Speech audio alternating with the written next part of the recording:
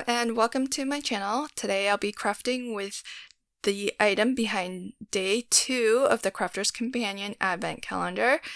And I've already done a lot of stamping and die cutting. So behind door number 2 we got this cute heart die and 3 heart sentiments. And here's how I did my die cutting. So I stamped first, and then I created this little sort of a jig for positioning my die over my stamped image, and that way I get a perfect die cut every time. So it can be really hard to position these dies because they are solid and you can't really see through the center, and so I find this technique is really rather foolproof if you want to kind of position your die over your stamped image. I've also taken the same heart die and die cut it out of a lot of different types of papers. I'm going to be making a sort of a double Z fold card. So I'm starting with a US A2 size panel. That front panel I've just scored in half and I folded it back. And then I cut 2 strips that are also 8.5 inches long, and I've just kind of scored and folded them in the exact same way as my card base. But what I'm going to do is kind of flip it so that it's going to get attached right here to my front piece. So the full 4¼ inch wide section is going to get attached to the front, and then the folded section is going to get attached to the inside of the card. And I have 2. One is only about 1/2 inch, 3/4 inch tall, and then the other one is I think 1.5 inches tall. And so I'm going to just apply adhesive to the sections that are going to get attached down, and you can see that there's going to be a portion of this that won't actually get adhered to the card, which is going to create this nice sort of pop-up. I did decide to add this extra colored panel, which I will emboss. I really like to emboss my background panels just to have that extra bit of texture and interest, and especially if I'm not using pattern paper, it's a nice way to incorporate a pattern into the card, but I still keep it nice and clean and simple. So I've got that placed. Placing that down first because I actually want my lower strip here to sit over top of that. So you can always put this below, but I kind of wanted that white block to be visible on the face or the top of the card. Then I'm going to add an extra little pop out, and this piece is just cut to, I believe I have 3/4 inch sections, 4 3/4 inch sections. So that ends up being 3 inches long, and then you score it every 3/4 inch. That gets you this little square that you can then attach, and that creates a little pop out from your card. And what I'm going to do is actually going to loop some invisible thread from the top section here, and I've just got some nice strong red line tape to really hold that invisible thread in place, and then I'm going to attach that thread to the bottom. And I'm going to give myself a couple of strands here, so one on each side or each panel or section that's not going to be glued down to the card base. And so It may be a little confusing where this is all headed, but basically I'm going to kind of string my hearts on these threads. And I know it's invisible thread, so you can't really see it on camera, but I am going to glue down some just solid color cardstock right over top. Really make sure that all of that is well adhered and that thread is nice and secured. And then I'll go ahead and put glue on this last section, close my card down to make sure that it can all close nice and flat. And then my pop-ups are now nicely attached to my panel.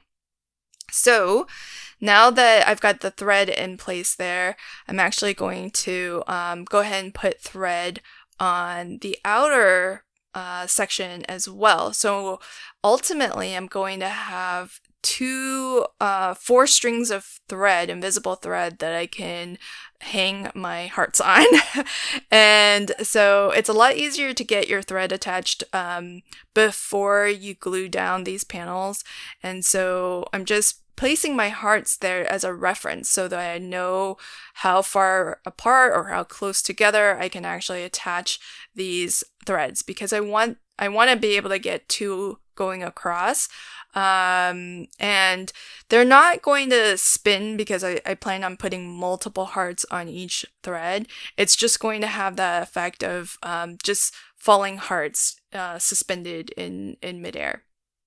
So now that I've got my thread attached to the top and bottom, I'm going to do the same thing as I did before, just put some solid color cardstock right over top those threads and really get them nice and secured down. And I'm going to do that on this side as well.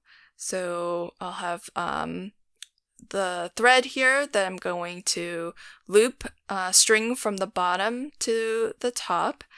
And when you're attaching this, you do want to have it be a little bit taut, although because it's not going to be a spinner necessarily, it doesn't have to be super tight, but it does look better if it is nice and taut and that there isn't any slack in the thread. So once I have that attached, I'll also again attach some solid color cardstock as a matte layer right over top, and that helps to really lock that thread in place. And I'd like to use liquid glue for that reason, because that's really going to secure that thread in there. And then now that all of my thread is attached, I can go ahead and attach my Z-fold pieces. And one of the things that had me kind of really thinking hard was just the order that I wanted to lay things down in, because sometimes I did want the white to show, sometimes I wanted pattern paper to show. So you could always glue down these 2 tabs first and then put your pattern paper over it if you wanted. So there's a lot of different ways and looks that you can get just depending on what order you glue things down. So I kind of like having this look of the white showing and adding some mats and layers to have that contrast. So that's why I did it that way. Although I did intend on putting pattern paper behind where my thread was strung. But I just forgot to do that. And it's one of those things where you kind of want to do that before you start attaching that inside pop-up. Because it's going to be hard to get a full pattern paper panel behind there with the pop-up already attached to it. So even though that was my original intention, I think ultimately it turned out better not to have pattern paper behind those pieces of thread, because that makes the hearts actually stand out a lot better with the white behind there. So you'll see what I'm going to do here is kind of quickly sort my hearts so that I know. I just die cut these out of scraps. So I've got just a little scrap bin of specialty paper, and I pulled out some colors that I wanted to work with and die cut a ton of hearts. And by sorting them like this, I kind of know how many of each I have, and I can make sure to kind of spread them out a little bit evenly. Now what I'm going to do is I'm going to kind of sandwich the invisible thread between two hearts. So I'm going to glue two hearts together with the thread in the center. And I was trying to figure out the best way to kind of get my hands in there to attach this now that it's all kind of fully formed. My card base is all fully formed. So it can be a little bit tricky to kind of get your fingers in there, but the reason why I like doing it this way instead of attaching the hearts before kind of closing everything off is that I can actually, open and close my card and just kind of look at it as a whole and take in like the full picture just so that I can really see the full composition of things. And in the end, it did, using the tweezers wasn't really any easier than just doing this, where I just lay it down and then place it so that the thread is right in the center, and then just close my card down on top of it. It's definitely easier to do on these outer threads because they are a little bit easier to access. The two threads that are on the interior, a little bit tougher, but still not that hard. Just lay it down flat, open your card, and then just push your papers on. So I don't know why I made it so complicated to begin with, but I'm just gonna keep on going in this way, where I just sort of stagger my hearts, and it has this really neat effect of just a string of hearts, kind of like a string of beads that you might see hanging in a doorway. So I just thought super cute to way to kind of use all of these hearts, and just a simple small die cut, but it can really make an impact when you kind of use it as a larger piece like this. So once I get all of those in, I do also have the stamps that came behind this day 2 door, and they're super cute. They're kind of like conversation hearts, and you get 3 different sentiments. You have true love, be mine, and love you. So what I've already done in advance is stamp those out in different color inks that sort of coordinate with the papers that I've chosen, and I've die cut several of those as well.